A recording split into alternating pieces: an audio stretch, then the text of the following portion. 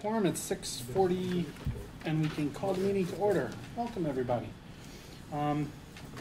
First, we have introductions. I think the only person who maybe needs an introduction would be you, right? Nika, right? Sure. Nika, yes. Nika, yeah. So, hello, everybody. My name is Nika Oakes, and I'm the co-op teacher, part-time this year, and full-time next year, and I'm here to talk to you today about community-based learning. Nice to meet you. Nice. You just let the camera see your lovely face. Hello. You're now famous and immortal. I understand people actually watch this. Good. Yeah, people are going to come up to you now forever. It's like, I saw you on TV. Like, really? Yeah, you Yes. get stopped on the street all the time now. It's really bad. Okay. Okay, so I almost feel like we should introduce ourselves quick to Nika. That would be great. Yeah, let's do that. Thank you. I'll start. I'm Joe Winrick. I'm Yes. the chair of the board. Stephen John, the superintendent. Evan Riley, student member. Julian Plumer, student member. Almond Medallion from Newfane. Jeremy Calloway from Newfane. Kelly Warner from Newfane. Bruce Bartleman from Jamaica. I'm Twyla Holden from Townsend. Patty Dixon, Jamaica. And Lyndall Bowl, Brookline. All right. Now, do we have any additions or corrections to the agenda? No, I just prepared the board for a number of executive sessions of various natures. They are all revolving around personnel or contractual matters. Okay, good to know. Thanks. So, yeah, I'm trying to encourage you to move things along. Yeah, 'cause I I've got gotta quite a leave. few Yeah. issues. All right, let's see what we can do. And I do regret, apologize to students who probably won't be permitted to these, to that part of the meeting. You get to get home that much earlier. Yeah, get your homework done. Okay, so we have no members of the public, really. Introduce your son there. Yeah. This is Trey Grigo. He's my son, a 7th grader here, and getting his homework done. All right. All right. Man. Any correspondence at all? No, I did send out just this afternoon the latest from the Superintendent's Association regarding the education bill and the conference committee between the House and the Senate. Oh, If you want to look at the stop thing? Yeah, if you want to look at the details of where things are right now, but I would suggest that we don't know where it's going to end up until that conference committee is finished with its work and they vote, presumably by the end of the week. The members of the conference committee are listed, so you could lobby them if you chose. With your opinions. That's a comment to the public as well. Excuse me? The agenda? Yeah. Okay, thank you. Administrative reports. Durin's report was just questions, but there was also the presentation on the community-based learning. So, do we need to wait for Durin to start that, or should we just let? Nika, do you want to proceed? I think I'm you're okay. set to proceed. Thank you. All right, great. Thank you for having me today. I'm so happy to be here to talk to you about this really exciting opportunity for our students to learn outside of the classroom and get credit for it. So if I could direct you please to the board there. We have made a request to faculty and student council that they should see this presentation, which I have presented to both of them, and I asked them for their feedback. In both cases, it was overwhelmingly positive, and so I'm so excited to be presenting this to you for your feedback as well. Community-based learning. So you may ask yourself, what is this? It's a broad term that encompasses many possibilities for students to learn in a community setting, so not just here in our classrooms. This includes co-op, of which I'm one of the teachers, community service, travel abroad, duo, and other experiential learning. A good example of that I just learned about today is a student who is co-writing or co-authoring a book with a writer on beekeeping in Brattleboro. And I think that would be a great example of community-based learning. She's outside of the school with a mentor doing something that's very exciting that she could earn credit for. So that's the kind of thing we're talking about here. What is duo? Oh, do unto others. It's like it's like community service, but doing it within this building. So doing kind things for other people, helping out where you can. Sure. So why is this needed? Community-based learning guarantees that our students will graduate with transferable skills, and that's going to be a really important term that I'm going to talk about next. And it's going to help them prepare for life outside of high school. So, in other words, students will have opportunities to have gone out, have had an internship or paid work or community service or some sort of learning that occurred outside of this building that adds to their character and helps create a well-rounded person so that when they get out of high school, they're ready to go out into the real world. Transferable skills.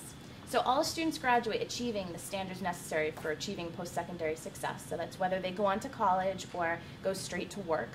But transferable skills refer to a broad set of knowledge, skills, and work habits and character traits that are believed to be critically important to success in today's world, and particularly in collegiate programs and modern careers. The goal of CBL is that all students graduate achieving these standards that are essential for post-secondary success. And they will achieve the standards by addressing the 7 power standards, which are goal setting, personal economics, roles and responsibilities, dependability and productivity, career choices, transition planning, and service. And I'm going to talk about these a little bit. Can you hold on there? I want to give Yes. the board the perspective. So, you know, all new ideas have some roots in the past.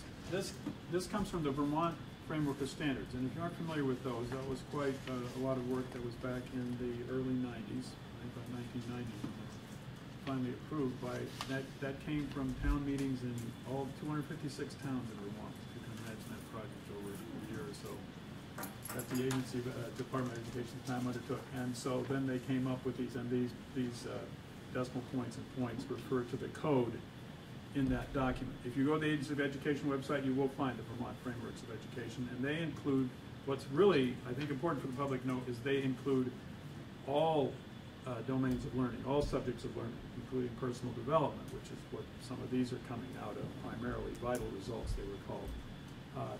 They also include standards in social studies and in the humanities and so forth. They're not just limited to math and language arts like the Common Core state standards are now. Now, this is a much broader document, and that's why it's still in effect.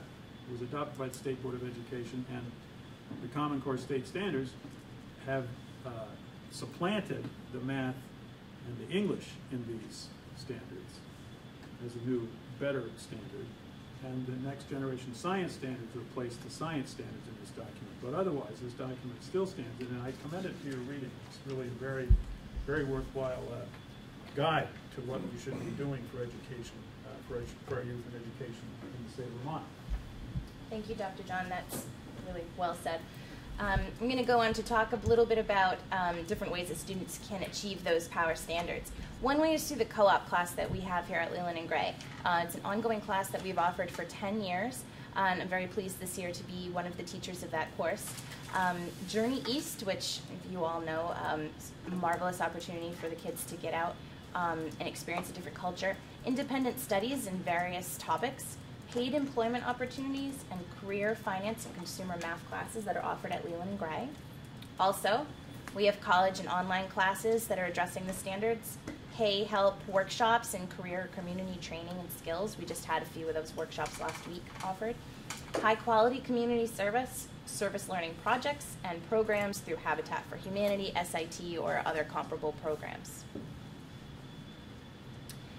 So you might ask, who's going to be the point person for this?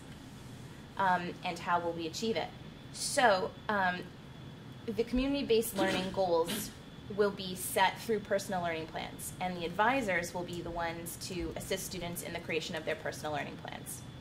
Could you just say, Nika, who the advisors are? I don't know if they're familiar. So, Teacher advisors. Sure. Okay. So every student has an advisory, and if you're in high school, 1 day a week you go to that advisory, I believe for 25 minutes. And if you're in middle school, you go there every day, and you meet with the same person throughout your entire career here. And they become an academic advisor, a mentor, a leader, and somebody to help you write your own personal learning plan.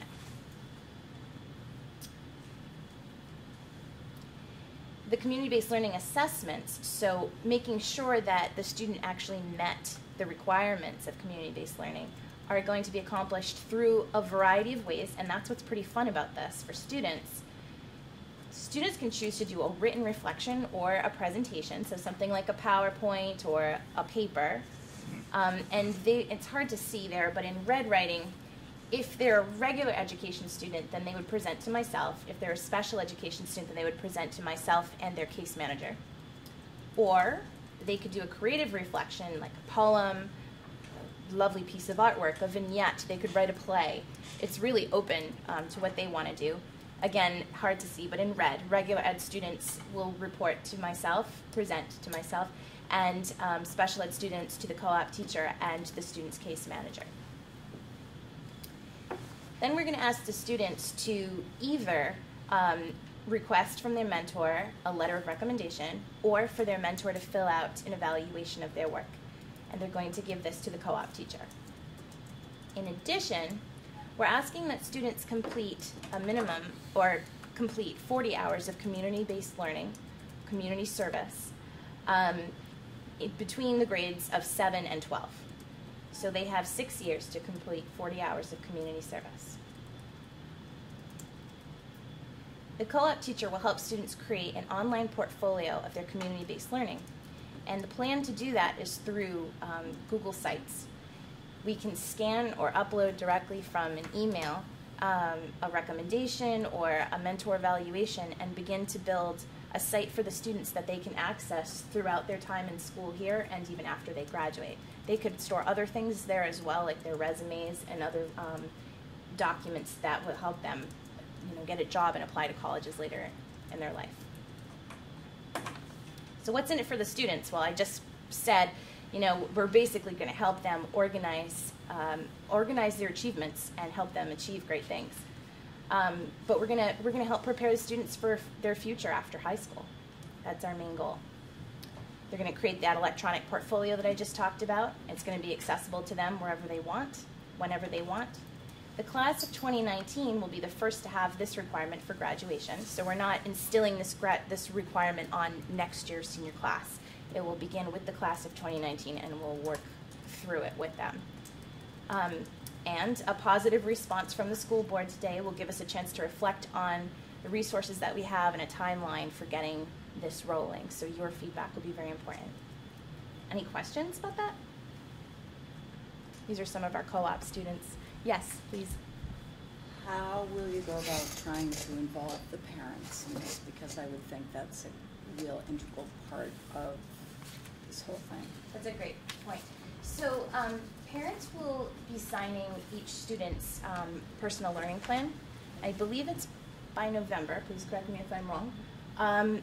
But so parents are going to be involved from the beginning of the year through. And all of this will be written within the student's personal learning plan. So when the parent signs off, they will have this information, and that would be a good time for them to give their guidance and support. Are we one of the first schools doing these? I know you're in the forefront of so much recently. This is very exciting. No, we're not the forefront. Lots of schools are doing it as part of the educational quality standards. Workplace learning must be accepted by a school as a form of credit-based learning or proficiency-based learning. And Act 77 has 4 components: dual enrollment, early college, workplace learning, and something else. but workplace learning specifically, that there was a law passed in 2014 that said high schools need to be able to have a way to allow students to progress towards graduation. That includes workplace learning. As far as I knew, so in the 3 or 4 other high schools that I've worked in, they've all had some way for students to earn credit through workplace learning. And they all had different permutations of the same great idea. The challenge in each school is how to assess this. How can a student earn English credit for working at a newspaper? And so that's the kind of thing that Nika and I are working through with the faculty.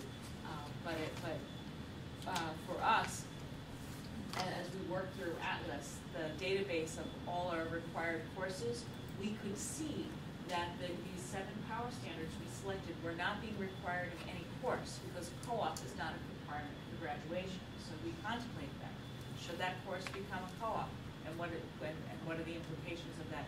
Or are some students doing versions of this already without the co-op class? And Leland and Evan, were you guys at the student council meeting where you presented? Yeah. Okay, do you want to share what student council had to say about it? Well, we're generally in a supportive manner of this. We supported it. We want to see this happen. Is to go out in the real world, you're going to have to do something for your community. So. And someone from student council at the very beginning of the year wrote a proposal for change to require community services graduation requirement. They brought it up. They said, we all have done community service. We think everyone should do it. It's a requirement for our borough. We should have it too.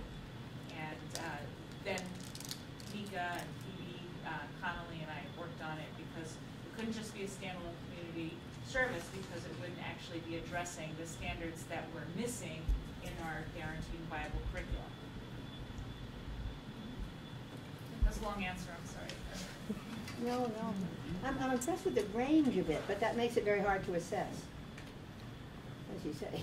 But it's interesting. Well, you have to have multiple paths. I mean, Right, it no, I really know that. reinforces It's very exciting. the goals of the State Board of Education to make sure that learning is more engaged. You know, students are more Right, makes engaged in more learning sense. and have more to say about, you know, their educational path.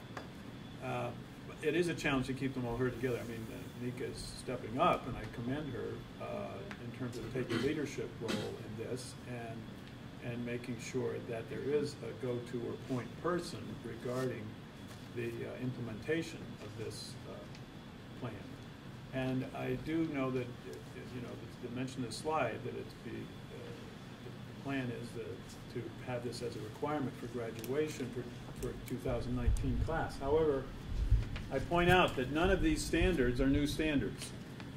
So what it means is that we are holding ourselves accountable as an institution, as a high school, middle school, to actually give those standards some meaning for students. What were you doing before? Well, we were theoretically held accountable for all 256 standards or whatever's in the list. I don't have it memorized, but it's a tremendous list. And there is really technology has given us an advantage in trying to keep track of things. But the previous NEASC study brought about this little chart with about 4 major areas, and they had 3 in each or something that were standards that we were going to be holding students accountable for. But then to implement that and keep track of it is the challenge. And I think now, you know, our administration has a plan for how to do this, which I certainly am supportive and been part of the discussion.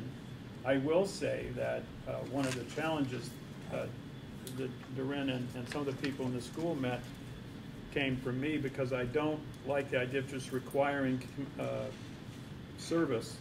volunteer service for graduation as a separate entity from anything else. Right. So once we accomplish the fact that it's part of this 7 power standards, then I don't have any reservation, because there really are legal pitfalls and concerns about equity when you establish that kind of standalone requirement for graduation. Basically, kids that can do it and have access to transportation and good opportunity to get it done, and other kids are left scrambling, and you know, things happen regarding documentation that I think lack the integrity we'd all like to see with requirements for graduation. So I think this is a wonderful development. I thank Nika particularly for working on this. I think we have a question here. Yeah, I Bauman think had a Bauman question actually as I'm well. sorry, I asked didn't before see me. it. No, I was just going to ask you how you're going to figure out graduation requirements. How are you going to measure, but this is the whole assessment thing that you're kind of working on. So. Right. Well, yes. Can you rephrase your question or say more? A student participates in this program, and they do some kind of a learning plan, and they follow it. how does that translate in X number of credits in math, X number of credits in English, X number of credits in social science that are required for graduation? It's almost an accounting question. Yes, that's a very layered question. Okay, so do you want me to take a stab at that, and then do you want to help me? I can do it, or you can do it. It's your choice. Why don't you do it? I'm gonna defer to the boss. What Nika is presenting about is community-based learning. How do we assess community-based learning and those 7 power standards that are not covered in our guaranteed viable curriculum? So the guaranteed viable curriculum of the 6 years of English, 6 years of science, 5 years of social studies, 5 years of math, all that's based on achieving the standards in the courses we have. If a student chooses to do an online course or something with a university, or has an extraordinary comparable learning experience through another way, we do that one kid at a time. But they would need to be demonstrating that they are going to be attaining the same standards as they would in the course. So it's not that community-based learning is a place where you can get your English credit, you can get your math credit, because the person overseeing it is our co-op teacher. So it's not within our credit-based system. Similar to how a school would say, you need 27 credits to graduate and 50 hours of community service. They're not putting the community service part inside of the credit bucket. It's 2 different buckets. And that's how we're viewing it here. But there may be things that you're doing for credit, like co-op or like Journey East or consumer math, that you will be able to achieve this. You can demonstrate that you've achieved those standards in those courses, but you still have to give a presentation or write a paper, do the creative piece, have a portfolio,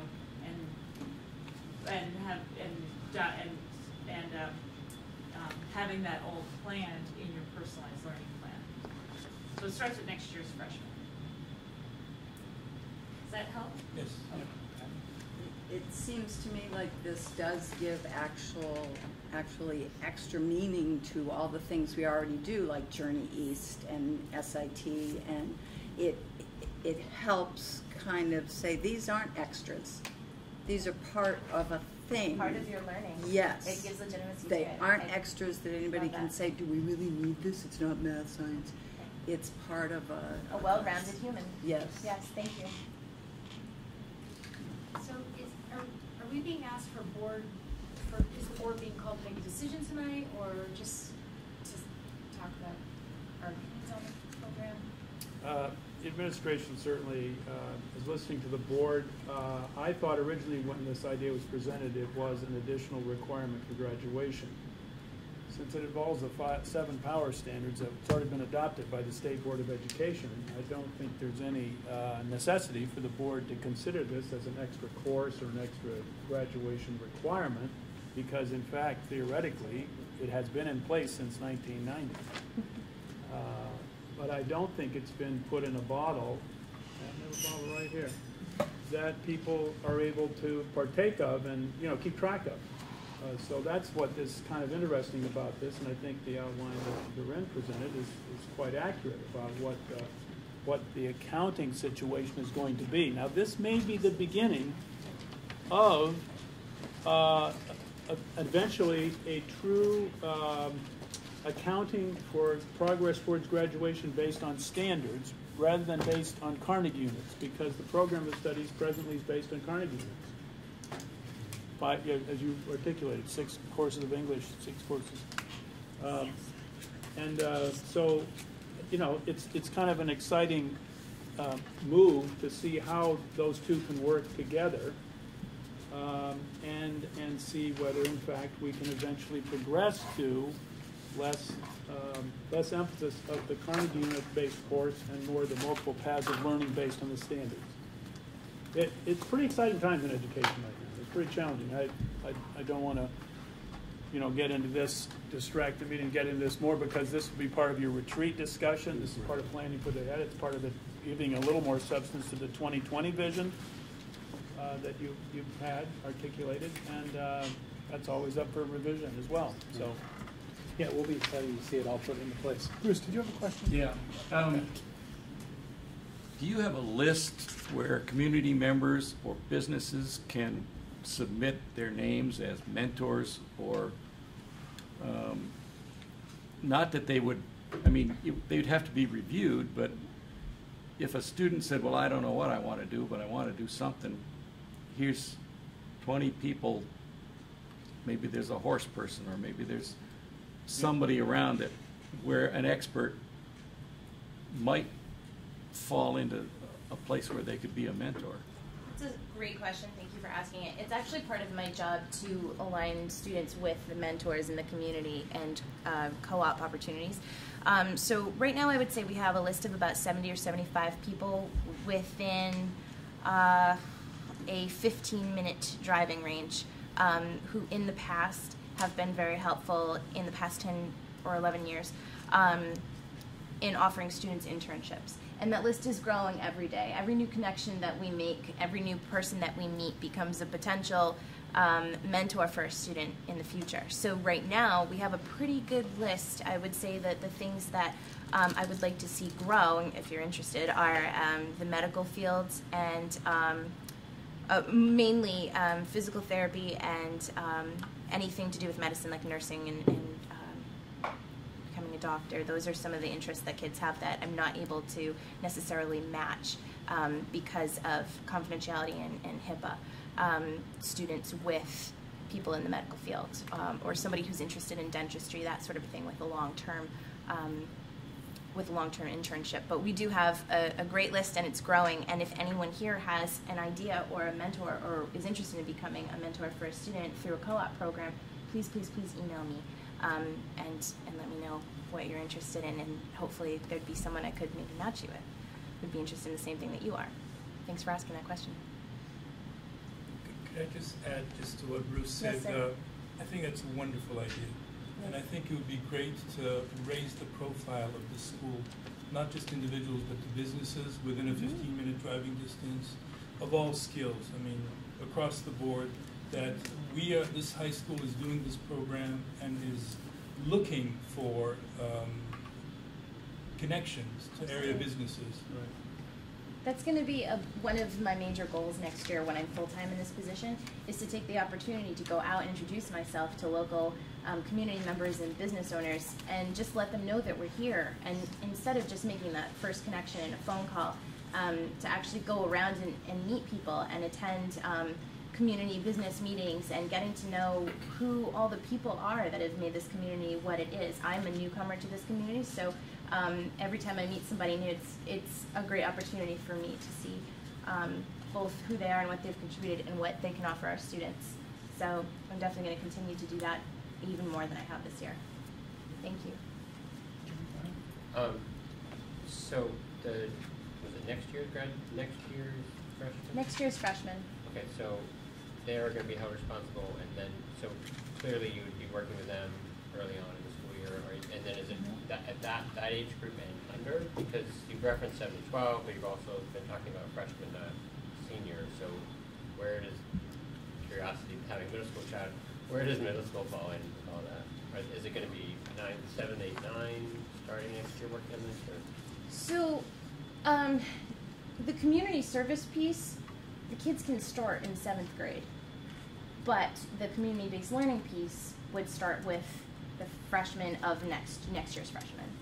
So once we go forward and unveil this to the families, then they can begin their community service work, and then they could potentially begin giving me letters of recommendation or whatnot to get the ball rolling. But the first class that would be required to really meet the standards would be the freshman class. Does that answer your question? Oh yeah. Okay, thank you. I think Jeremy, you probably missed, we had a presentation to students regarding personalized learning plans. They were going to be implemented in the 7th grade in the fall, but we're also doing the 9th grade here at Leland Gray. And the 8th grade is okay. So we're a little bit ahead of the law in that regard, but this fits well in with that, and I think that the personalized learning plan should really have quite an impetus for change reform and restructuring our instruction. It's also a 7 through nice 12. way to ease into this rather than doing this with every student all at once and having all of it just be myself at one time. To begin with just one class and then, you know, move throughout the years and you know, add another class, it will make it more doable and it will mean that we'll be successful with it rather than just having 350 kids all at my door. I did community service, oh brother, you know? So it makes it much more manageable. Better support managing this. Thank you all so much. Makes Have sense. a nice Thank you. night. Very nice to meet you all. All right. Well, that covers the first part of Dylan's report. Are there questions on any of the other sections of it? For anybody? Yeah, it's great. It's all wonderful. Yeah, that is really exciting. I kind of want to see it all put together. Stay tuned. Yeah, I know. It'll be much easier when you can actually see the personalized learning plan and the components Yeah. and how it fits Well, the rather portfolio. than just the abstract. Durin's grants. You have questions on the grants? No, just, it's amazing. Just calling It's attention to wonderful. the Just how wonderful that is. Yeah. Yeah, that's great. Yeah, achievement. And they've been invited to participate in yeah, documentary and the whole thing. all very good. Yeah, I'm news. waiting for that one to be here, it says. All very good. Yes, it's really exciting. Did I get that one? No. Okay, so if nobody else has any questions for Doreen on her report, we can move right along to Stephen. Okay, I'll do mine as quickly as possible verbally. Pass this article. I don't know whether you missed this, but this was about Leland grade student Halvey gets third in the state GOB. 7th grader completed against 71 students from 4th to 7th grades. Got a certificate there. I'll pass it down. I don't know if anybody was aware of that. I don't think it got proper publicity here at the board. Then another article in the paper that I think I did send to you electronically perhaps is Small Schools Punished for Big School Spending. This is from Ed Metcalf, who's a board member in Twin Valley. And he also is the owner of the Vermont, the Nature Museum at top of Hogback, in case you want to get a handle on who he is. He makes some interesting points there, I think, for the political discussion. No action required by this board, but I'll just give you this kind of background on the politics. And then the flip side of that paper I had, or another page that I sent you, I had a Brattleboro letter to the editor from John Moran, who was the former state representative from parts west of here, including Wardsboro. And he was on the Wardsboro board, recently retired from that position. So he just points out that, you know, if we want to have the things that we want from our government, we have to be willing to support it. He's basically an advocate for using the funds wisely, but also making sure that we're not expecting to get a free lunch, I think, basically. I think you'd say that's okay, fair enough. And if you want a copy of that, I'll leave it out here, and you can make one on your way out. I have a few there that I passed out to the students. They usually don't get connected with that stuff. There were people who were asking me about the Competitive Energy Services Solar Consortium statewide. This is an offering that Boad attended a webinar about, and we printed out the details here. This is an effort by school districts, small and large, to collaborate, to contribute to this commit to this brokerage in Maine, an energy brokerage, and they'll try to put together a project, and then they'll try to get a private investor to build the solar panels, and you'll have your share. The reason why Bud and I I'm saying publicly about this because it has been in the news as an opportunity statewide. Although it is really attractive to any school district, in our case at WCSU, we have other opportunities that are local and more likely to be more advantageous, specifically in Newbrook. Did the Energy Committee make a recommendation today? Yes, that recommendation will go through the Newbrook board on Thursday. Yeah, Thursday night. The Newbrook board will probably award the bid for the solar installation at Newbrook. Dover already has awarded the bid, and that construction should start momentarily. So there'll be 2 local projects, and the investors who own those projects will be interested in cutting a deal with neighboring school districts, you know, to be off-takers. And so you'll be in a competitive situation, and Bud and I will be looking out for the opportunities for each of the school districts to do a competitive bid situation for your business, your electricity business. Because if you commit to that, then you get a percentage rate discount on your electricity. We talked last time about special education, didn't we, regarding the proposal from Marlboro? Yes. Yeah. Thank you. But the recent articles in the paper, I'll pass these out. These are 3 articles of a series that were on the fact that Vermont has the highest percentage of emotionally disturbed kids in the nation. So that, you know, yeah, you're all part of it, right? So what this means, though, is I believe it indicates that Vermont has a very progressive and what I consider to be a responsible approach to addressing psychological needs of students. But this article goes into details about why that might be the case, and if you didn't see the 3, there was a series of 3, so you can take the dates and look them up. And also a more honest way of accounting for it than some Well, states. that's true. A lot of other places we suspect are just ignoring those needs because they don't want the expense and don't want to take it on. So I commend my boards for being supportive, and I know if this same subject came up 15 years ago, Drew and I were talking about this too, it would be much more difficult to get boards to step up to support a grant or to apply for money or in fact to put part of the budget towards the psychological needs of our students. And I think you have all the data for the May 27th meeting regarding costs in the various school districts on special education.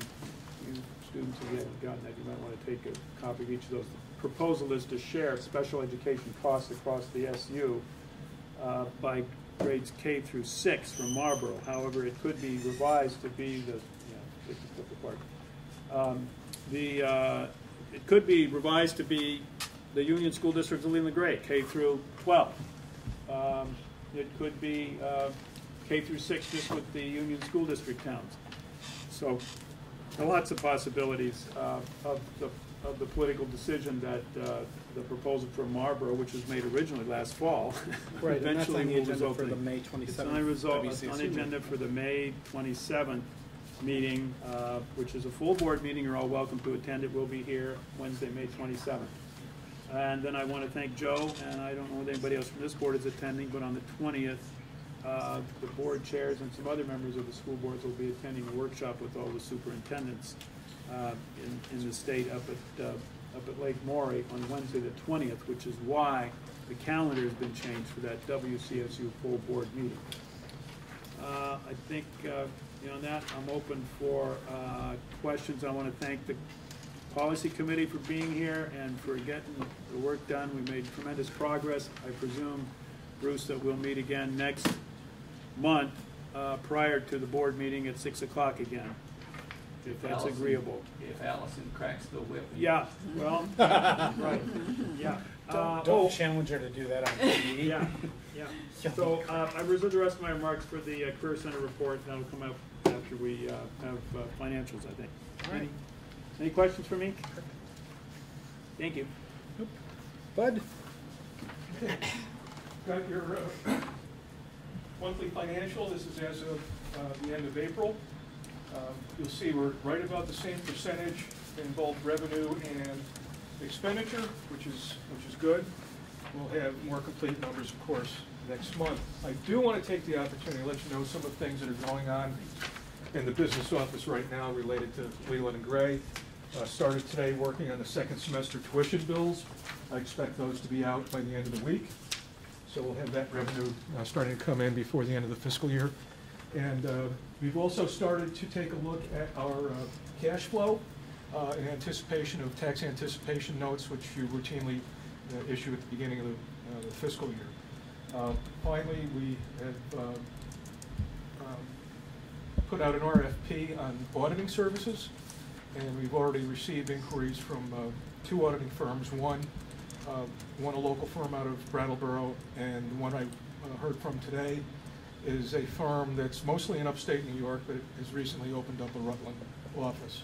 So we are seeing some interest. My hope is twofold with that, is that we can lower the cost of that annual requirement, and in a perfect world, we'd get the audits done, not so that they can be in the book before our meeting day, but that we get the audits done in a timely enough fashion that they inform our budget process. So one of the things in the RFP was looking for some pretty tighter deadlines for getting those audits done. So they're actually of some value to us when we enter our budget process. Those are the highlights of the business office for this week, but there's always something going on. Any questions Thanks. about the Anybody have any report? questions about the report? You can see that we have some special ed costs that are, Yeah, special ed's down. well, I think what's 107. Out of district out is of district is 107, up. and that's probably going to then continue for the next couple of months, and we'll end up over there. Yep. In district's down. Well, we're Well, only 77% 77% finished is where we ought to with be our right year. now. That's where we Oh, should right, be. right. We're right on track Right, there. that's true. And Remember- we're over in the other. That's Yeah, right. Bud's going to put out a projected end of the year on a quarterly basis or so. You've seen one of those before. Yeah. Changed particularly, I think, but we certainly look for the best, but I don't think we're anticipating being somewhat negative again this year. Yeah, we're going to take another look at it this month, because our revenues will be pretty much collected, and we'll take another look at special ed, because that affects both our expenditure and our revenue. But we're probably not going to quite make what the budget plan called for, but I don't see anything really horrendous on the horizon. Okay. Well, that's good news. Anybody else? All right, perfect.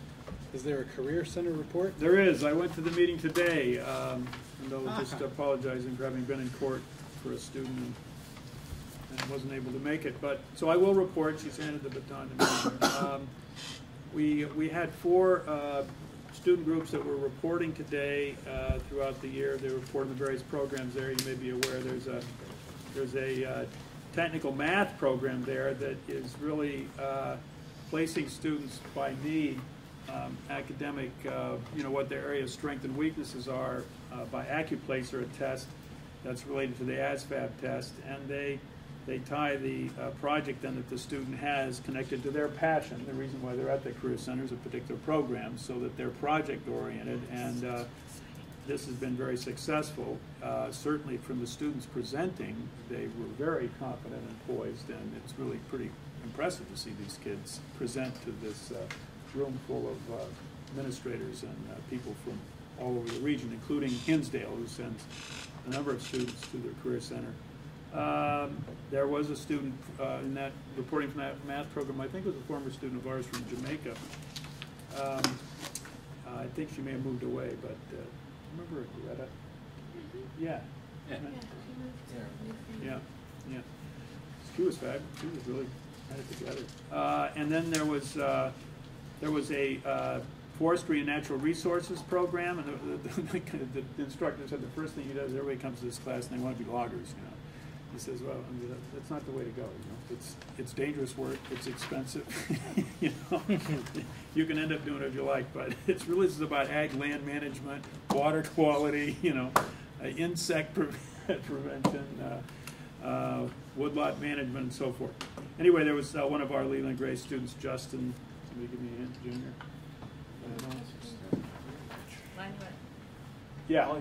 Yeah.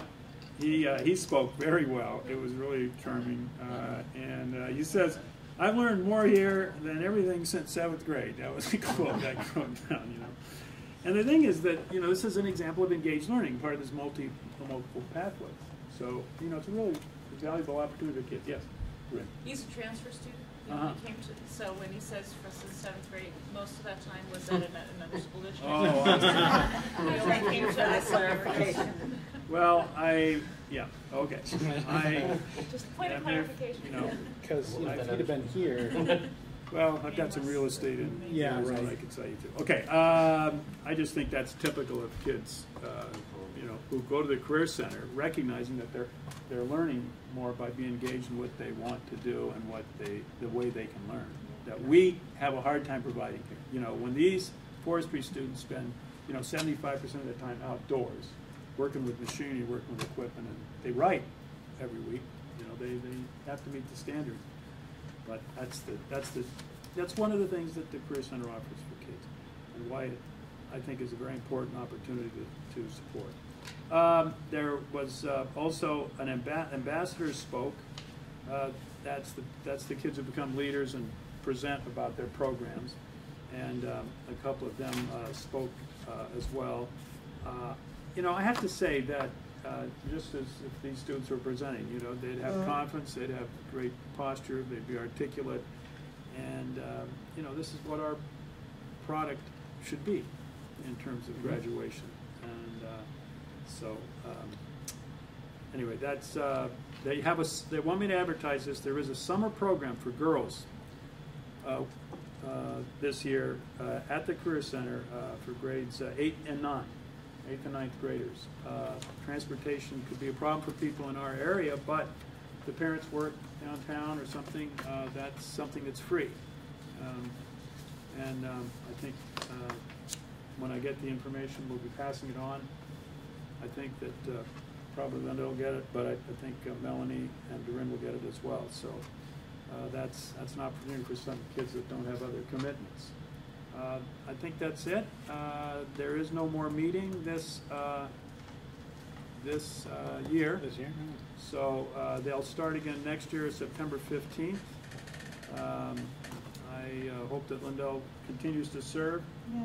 I actually very much appreciate her commitment to this.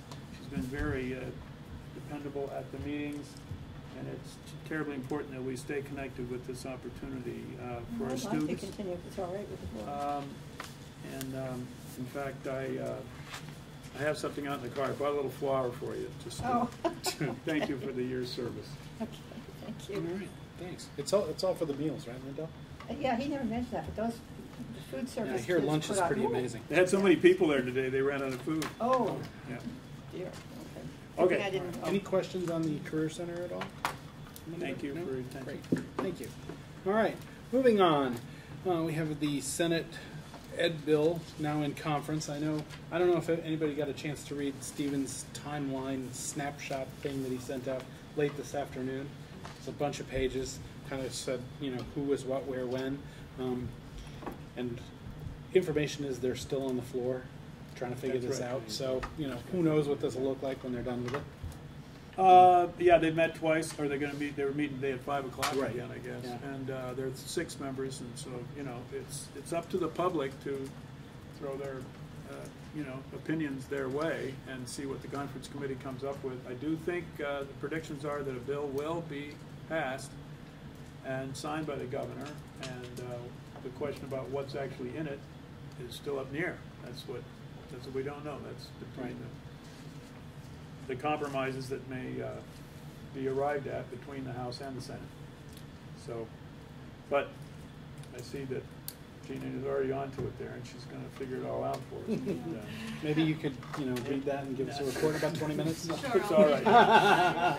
Okay.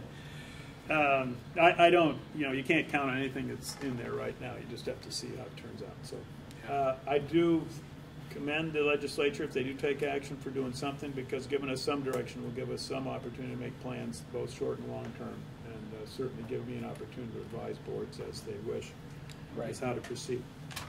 Thank you. Right. I think there's a whole bunch of people waiting to see what happens. Yep.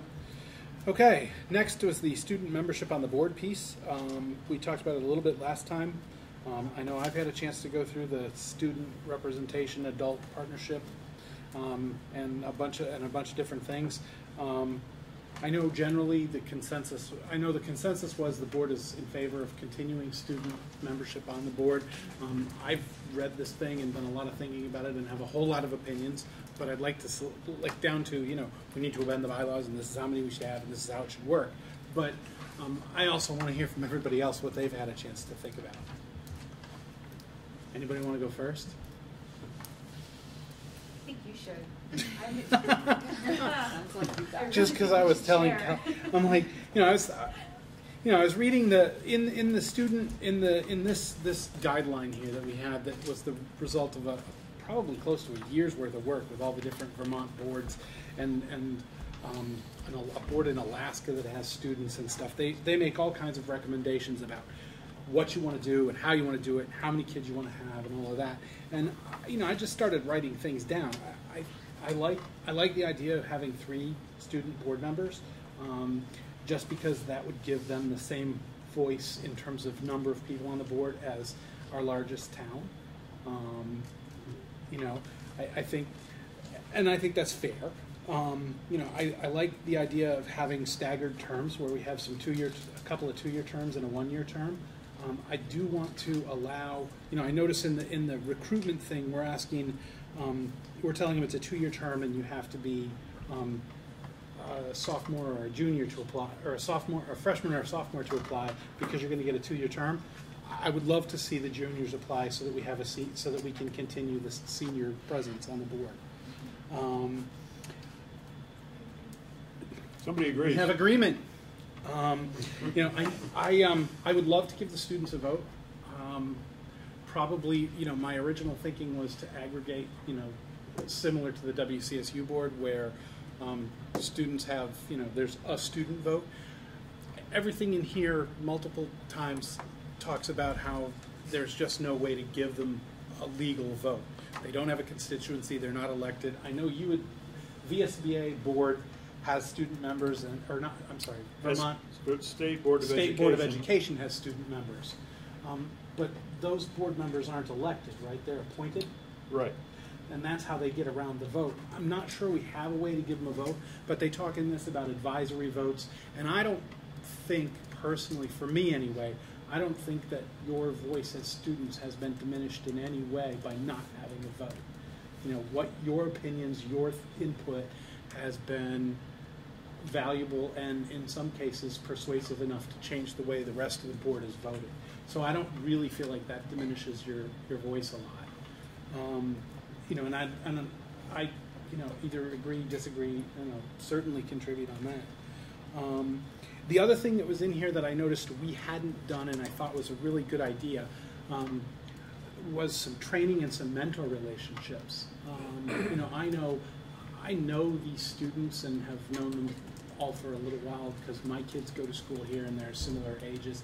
But no one ever actually was a specific board mentor. There wasn't necessarily a board member given to you to say, if you have questions, or if you want to just say, hey, how do you read this financial report, or how do you make sense out of the budget?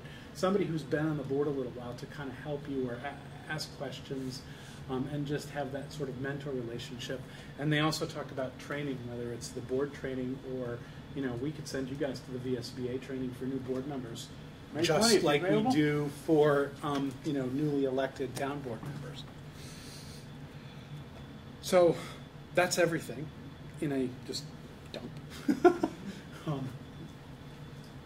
So when I was reading it, I was struck by that three board members felt right to me as well. It just did.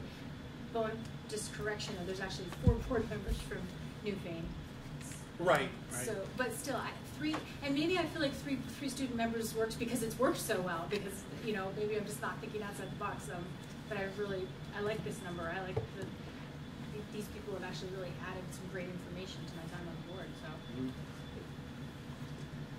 I'm concerned about our ability to find new board members, though. New student board members. How do we get the student body engaged to understand that we, as a leadership body, are asking them to come here? We really would appreciate their presence, and that they could get a lot out of it too. Any feedback? Is anything happening? There's posters around school, right?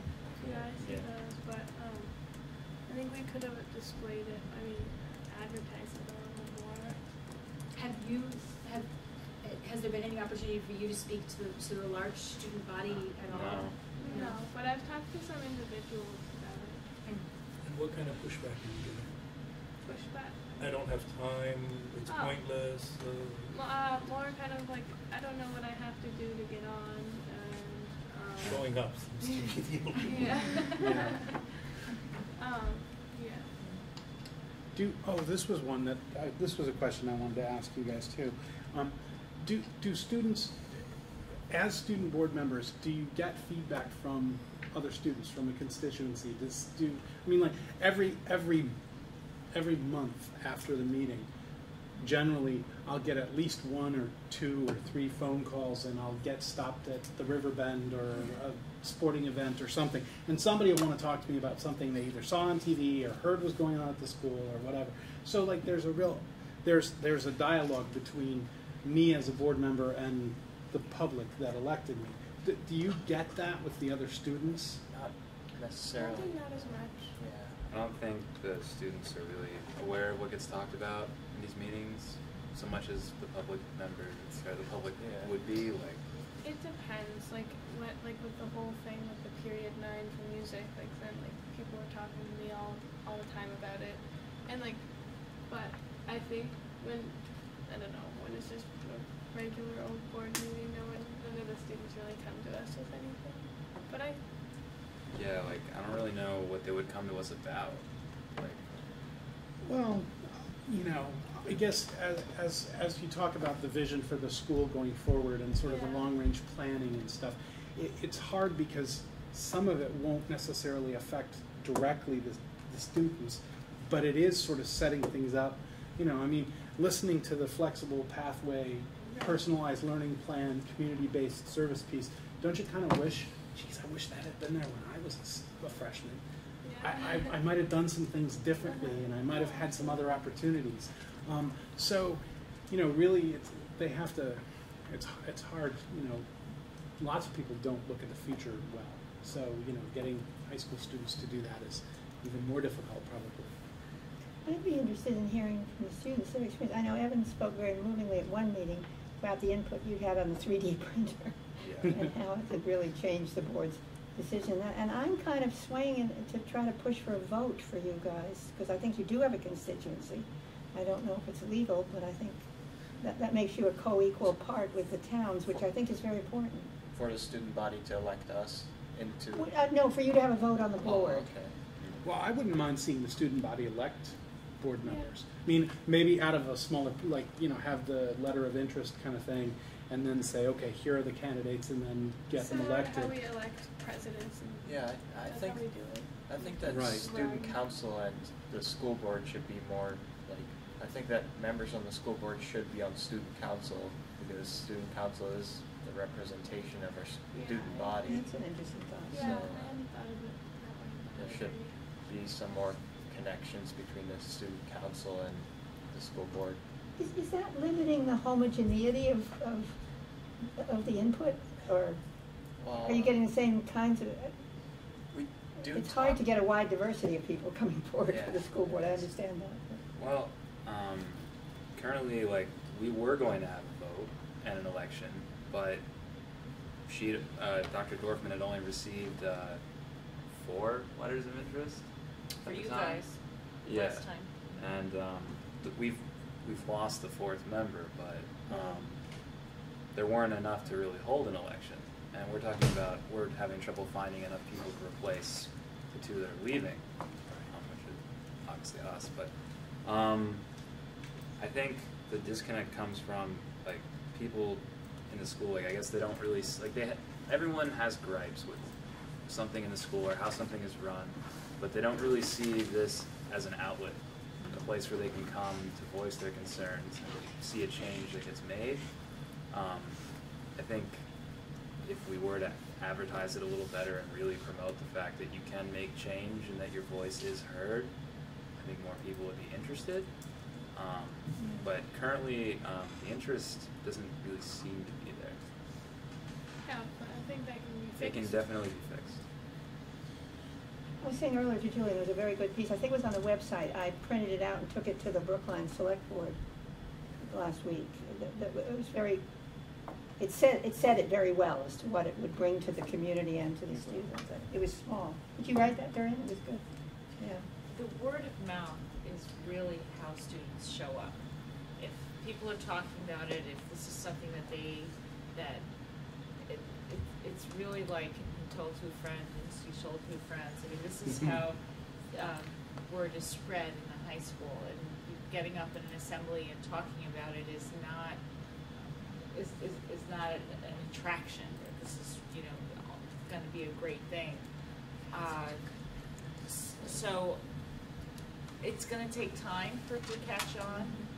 For the first few years of student council, the last 5 years, I can only speak to that. Let's see, Gianina, you and Evan, I don't know if you were too, members of student council, like when you were a freshman, if attendance was not so hot, like right now we're in a really good place, I think, with student council attendance. Students are coming, we're talking about real issues, we're voting, there's more participation going to the faculty council meeting and reporting to them and letting them know our opinions, and then reporting back from faculty council to student council. Like, we've had a lot of big decisions to make, and because of that, the presidents and the other representatives are coming. So it has a new, and also we took the pressure off by saying there's no fundraising in this group. You already have to do it in your classes. I'm the advisor and the co-advisor with me. We just donate back our stipends, so they have enough money from that, as well as the vending machines. And so I feel like it's a cultural shift, but I'm really glad to hear that some of you are talking about it with other students. And I presented about it at student council by saying this is probably the most prestigious thing you can put on your high school transcript that you have done here as a volunteer. To be a student member of the school board, there's not much that can top that in your school. Especially with the fact that it's not even legal in a bunch of states. So you were knocked out what? Like, how many other people can't put that on their resume? Well, they do mention in this report talking about the students reporting back to other boards and stuff. Would it help? You know, it would be more work for you, but would it help if, you know, you guys were reporting to the student council every month or 2 or 3 or something? You know, so there was more interaction between the student council and the board, not necessarily cross membership, but at least, you know, communication. I know. I think that's a great idea. I think that we should institute that for next year. This is this position. It's a little more passive than active, I think. Like, it's kind of like we're like sitting here like observing and looking out for the interests of the student body, but there's been a number of meetings where we've come and there have been no issues discussed that pertain to us, like directly. You know, we've been asked for comment on some like public community members like questions, and that's been good. But as far as what we'd report back, a lot of the times the issues that are discussed wouldn't really be relevant for us to bring back to the student council.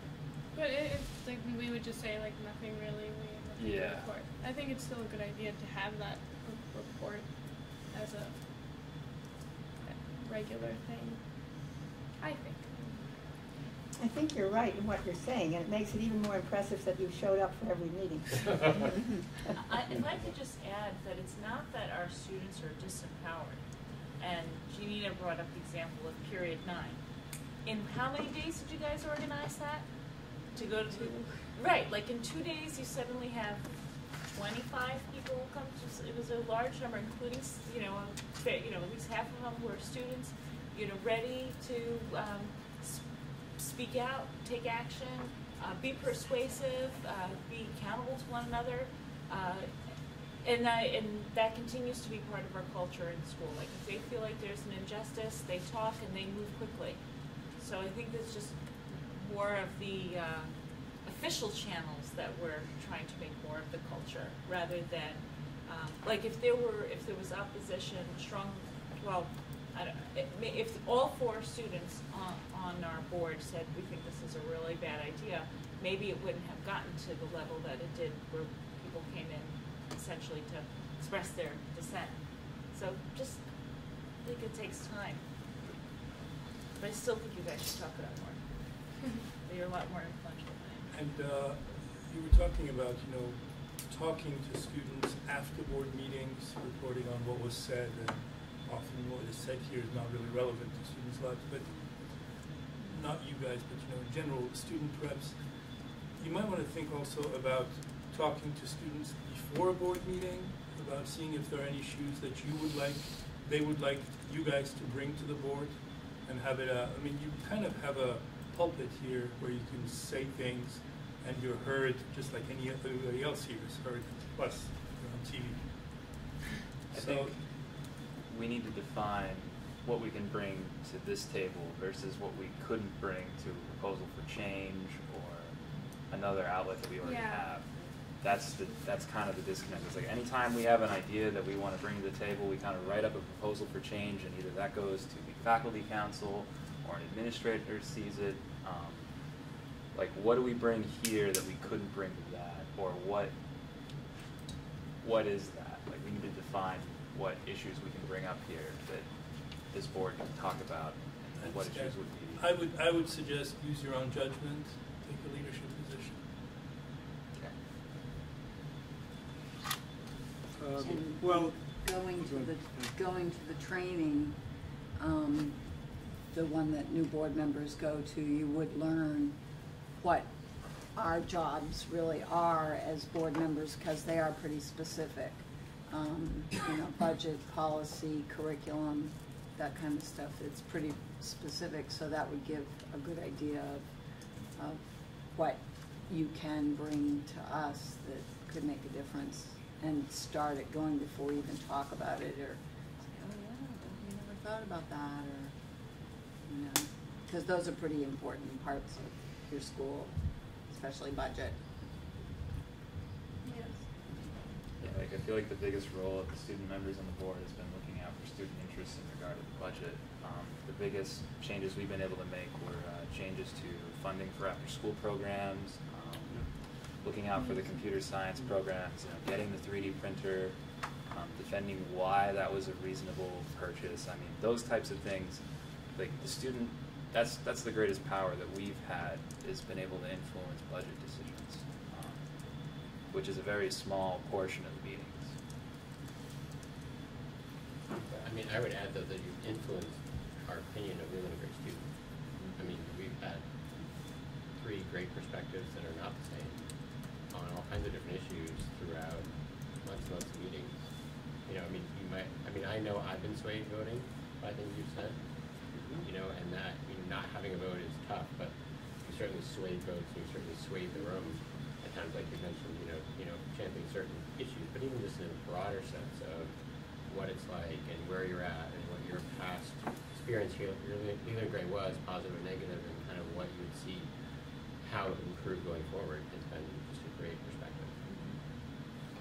I agree.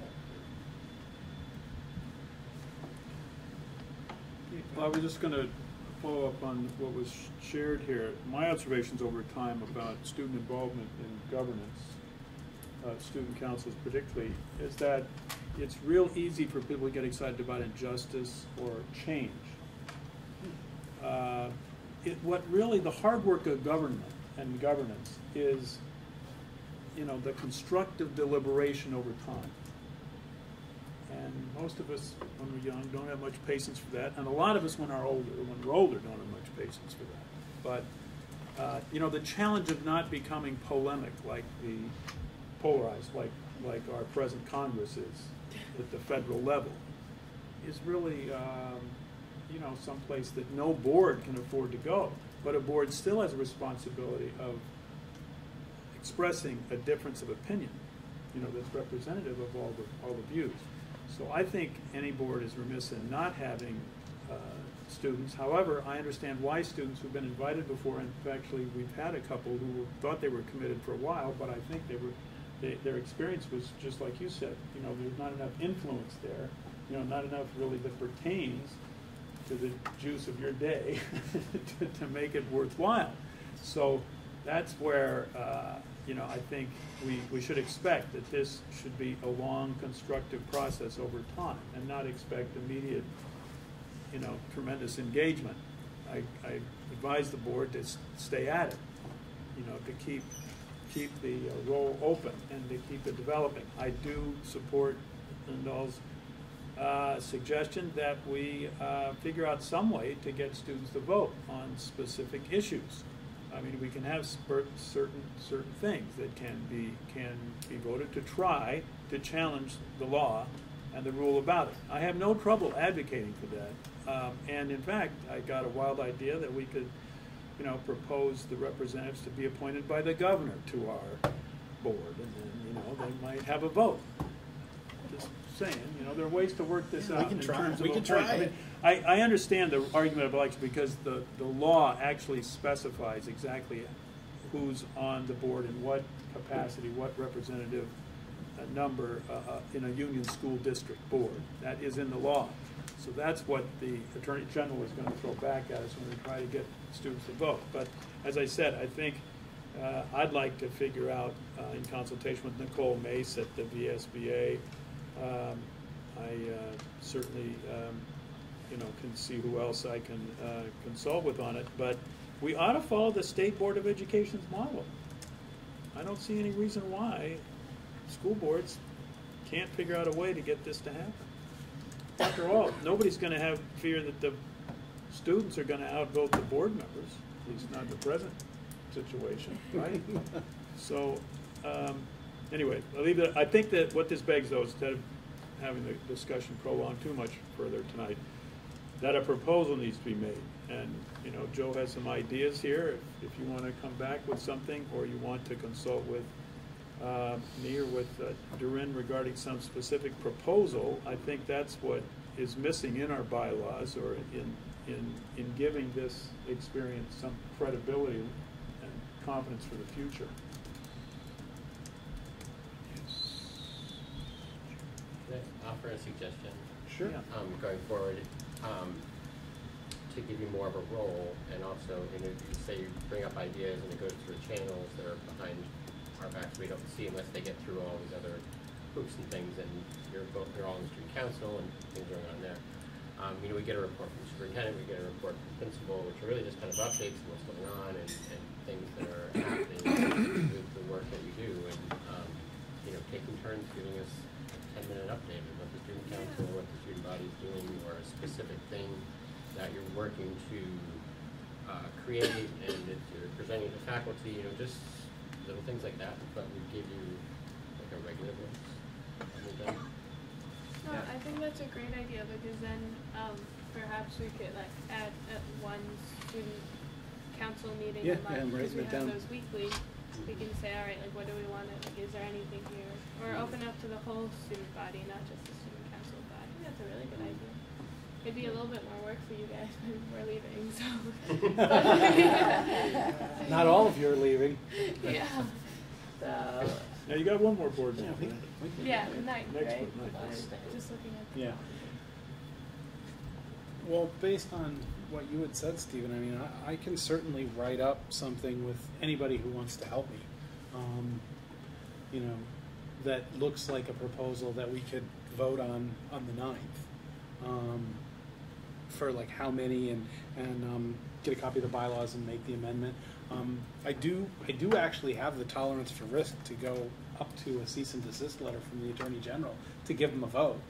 I just, I'm like, if we want to, if the board is willing to push that envelope, we can give it a shot.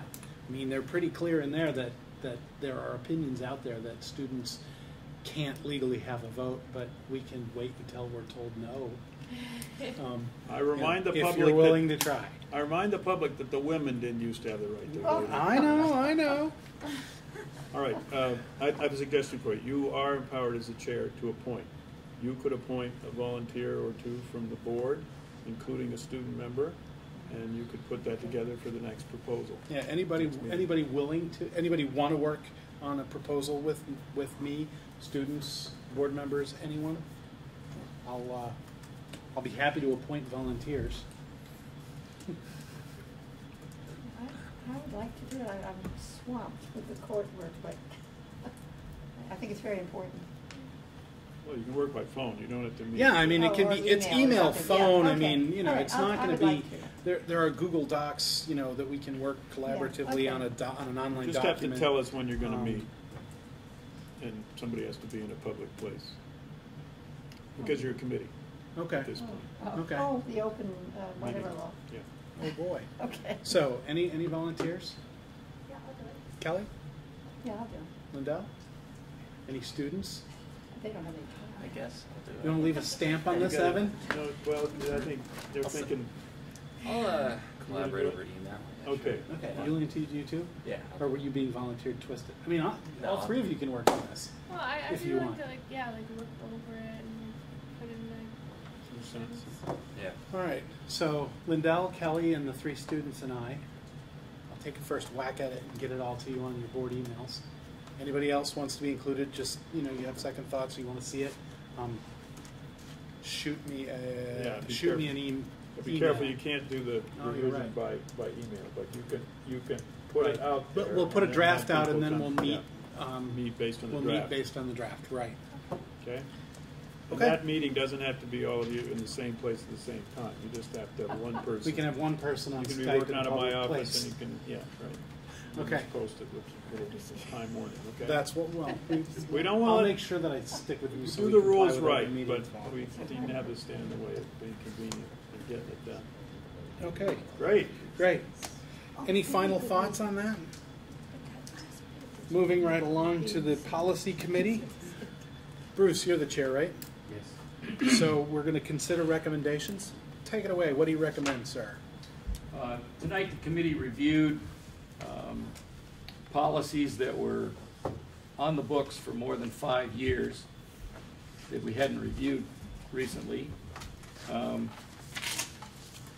We looked at Leland and Gray existing policies and some BSBA policies. We looked at D6, which was a substitute teacher policy. D7 was a policy on volunteers. F5 was Leland and Gray education records. F19 was, can't even read my own writing, limited English proficiency. And F21 was on weapons. We looked at D7, F5, F19, and F21 as policies that we reviewed and accepted the current version, so we didn't want to touch them. I don't know whether that has to go on. Yeah, you want a motion that you recommend, well, based on your recommendation as a committee, that if the board has any reservations about those things, you can put off a decision, but the committee is suggesting there should be no change in that language and just continue that policy in effect with the present language. That means it's been reviewed by the board. It doesn't change your original adoption date, which was 5 years in the past or more. But it does indicate that you've reviewed it as a board and fulfilled your responsibility to having done so.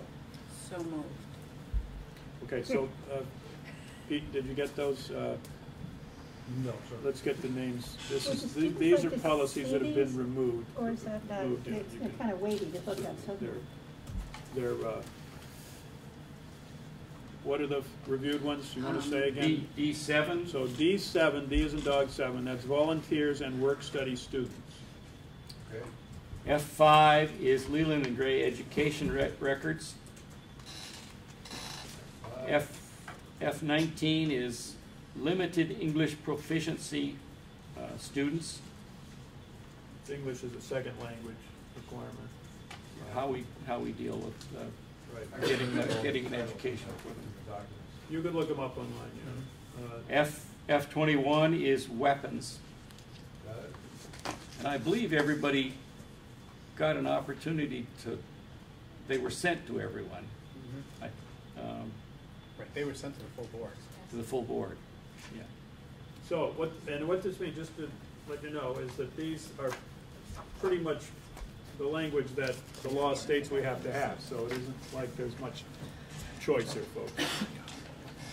So then we looked at. Well, hang on, I think we need a that's vote. I think we got the motion from Patty. We had a second? Second. The motion Okay. is To Accept our review. to consider those policies reviewed and continue. And Good. to continue in as- effect. as are. Yeah, as written. As written. Right. As previously adopted, actually. Yeah. Yeah, and Patty made That's the what I motion said. and Twyla seconded it. Okay, any discussion? Comments on those policies from everybody? All right, seeing none, it's been moved and seconded to continue those policies as written. All in favor, say aye. Aye. Opposed? Motion carries. And then there was a fifth policy, Then we looked at D6, which was substitute teachers. And what did we decide to do? Decided to go with the one that's We on the decided to VSBA. go with the one that the VSBA recommended, which had slightly different language on where the information came from, and changed dates from times from Change the 15 unlicensed days to 30 persons from days. 15 days. An unlicensed person may be employed as a substitute teacher for up to 15 consecutive days. We changed that to 30 days. Yeah. And then the licensed was 30 days in our previous. Okay, so then you'd need a motion to warn that one for adoption, So we need to, yes. right? As amended. It's, you're going to warn the new updated policy from VSBA for that D6 substitute teachers. And then, For adoption or for? you'll be adopting it in June as the new in effect policy, and the present one continues until that adoption. Right now, you're warning the public as to what the changes are, or what the new language is. And specifically, the only change was really that one about the 15 to 30 days. making it consistent. 30 days is the limit for someone to be a substitute. And the difference there for the public's interest is that after that time, 30 teaching days, then the superintendent's obliged to issue a professional contract, a teaching contract. So that's the distinction. You can't be a substitute longer than 30 days, basically. And You can't. the policy talked about qualifications outlined by the State Board of Education, and the new VSBA version is outlined by Vermont Standards Board. So just whose directions we follow. Yeah. Right. For licensure. Yeah. Okay. So moved. Okay, Second? so All right. It's been moved and seconded to warn for adoption the VSBA updated D6 policy. on substitute teachers. Right. Any discussion? No? All in favor, say aye. Aye. Opposed? Motion carries. And finally, the original list that we got as committee members was for B3 and D13. And we later Allison found a more current date for those, and so we didn't even touch them. We didn't need to review them at all because they were still current. Board member conflict of interest and HIPAA compliance. So no action required on those? Nope. No action required. Perfect. Thank you. So you can look forward to another policy committee meeting next month at 6 o'clock. Public's invited, and we'll have another 5 or 6 policies to consider for the board, and we'll see if we can see how far we can get before the summer break here. 3, 4, 5. It looks like we only have about 5 or 6 left, so we might be able to make it. Okay. Perfect. We have bills and pay orders. They've been reviewed and they're all good? Yep. Okay. So we have 1, 2, 3, 4, 5, 6, 7 warrants totaling $339,342.19 and 3 payrolls totaling $343,849.68 for a grand total of $683,191.87 that need to be approved. I make a motion that we approve that figure. Thank you. Is there a second? A second. All right, it's been moved and seconded to approve the bills and pay orders as read. Any discussion, questions? All in favor? Aye. Opposed? They're approved. The only thing in the consent agenda is the minutes from last time. Hopefully everybody's had a chance to review those, and if there are no changes, we can just have a motion to approve the consent agenda. I wasn't here last time, so I don't. I'll make that. All right, thank you, Bruce.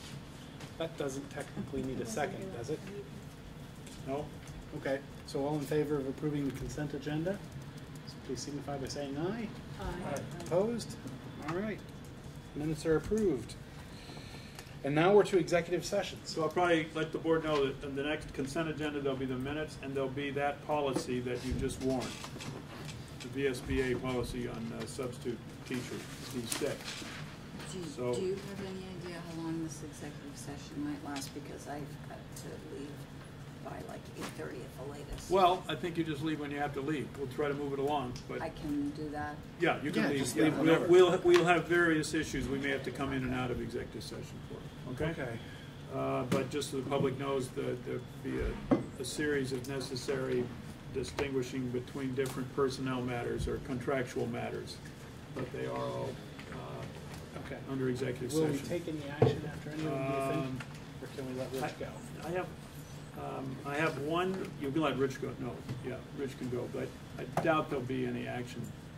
No, I don't think there's not any action required for any of these things, I believe. Correct me if I'm wrong, we're not looking for any action after executive session. I think it's just point of information and discussion. I will say publicly before we go into that, just to assure the board, I've met with the co-presidents of the association. We need to negotiate a successor agreement for the staff, support staff. I think that will be concluded pretty quickly. I presume that, Joe, you're continuing to serve, and that the other members of the bargaining council from Newbrook will serve. We had somebody else here, didn't we, besides you, from Leland and Gray, or not? Was anyone else on the negotiations? I was. Oh, right. Yeah. Okay. So when we have that meeting, I'll let you know. But I think we'll be able to proceed, and the goal of both sides is to get it done so the contracts can be issued in a timely way, which would be any time right now would be good for everybody involved, okay? But we don't want to have our business office issue two different sets, so we'd like to do it all up together. Okay. Thank So, you. Motion to go in executive session Yeah. for personnel. you need it? You're gonna go? Okay. My direct number's on there? Thank you. Okay, so we need a motion to go into executive session for personnel matter. Motion to go into executive session for personnel matter. Second? Second. All right, it's been moved and seconded to go into executive session for a personnel matter. All in favor, say aye. Aye. Opposed?